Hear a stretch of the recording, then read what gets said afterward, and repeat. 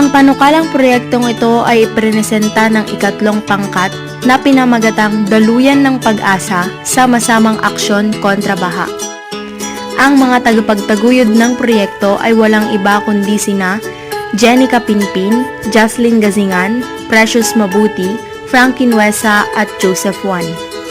Isa sa pinakamalaking suliranin sa panahon ngayong tag-ulan ay ang pagbaha. Karaniwang sanhi nito ay hindi sapat at maayos na drainage system sa mga barangay o kaya naman ay kulang o walang flood control. Ayon sa aming pananaliksik, ayon kay Pangulong Marcos, mahigit kumulang 5,500 na flood control na projects ang ipinatupad sa buong Pilipinas sa kanyang administrasyon. Ngunit iilan lang ang natapos at ang iba pa ay hindi maganda ang kalagayan o kaya naman ay substandard. Ito'y nagdudulot ng pinsala sa ari-arian, problema sa kalusugan gaya ng leptospirosis at sagabal sa pang-araw-araw na gawain ng mga residente.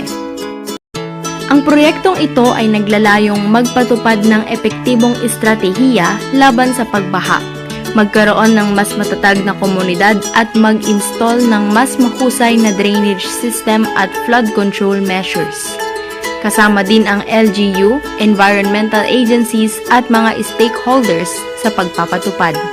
Ang mga pangunahing benepisyaryo ng panukalang proyektong ito ay ang mga residente sa mga apektadong lugar, mga mag-aaral at paaralan, mga negosyante at lokal na komunidad at ang buong mga barangay.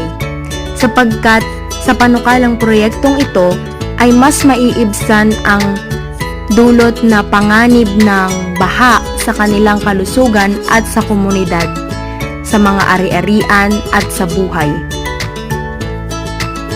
Ang inaasahang budget para sa panukalang proyektong ito ay aabot ng mahigit sa 6 na milyong piso.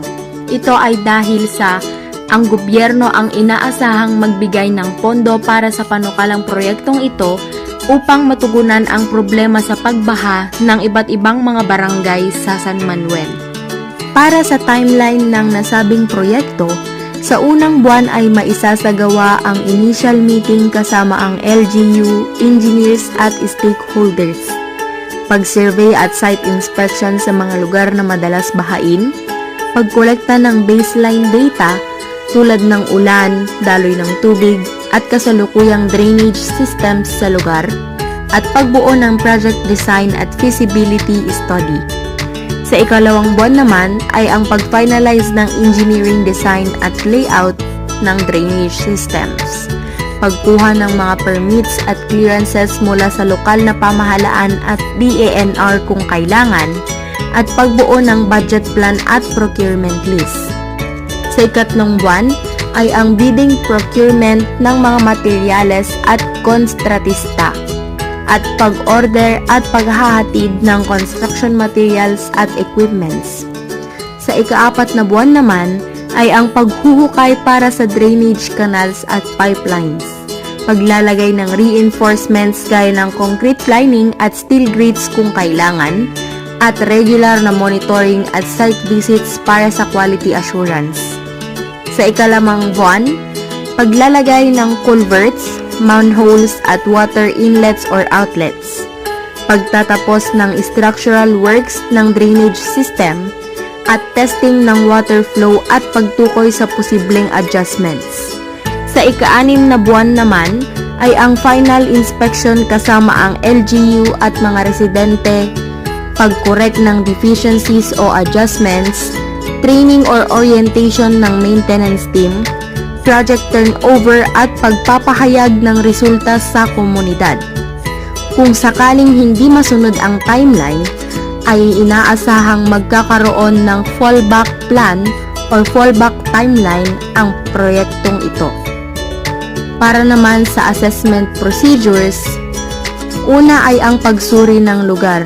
Kailangan ng pisikal na inspeksyon sa lugar kung saan itatayo ang drainage system, pagsusuri ng kasalukuyang kondisyon ng tatayuan ng drainage systems, at pagtingin na rin sa lugar kung maaari bang itayo ang drainage system doon at kung paano nila ito gagawin.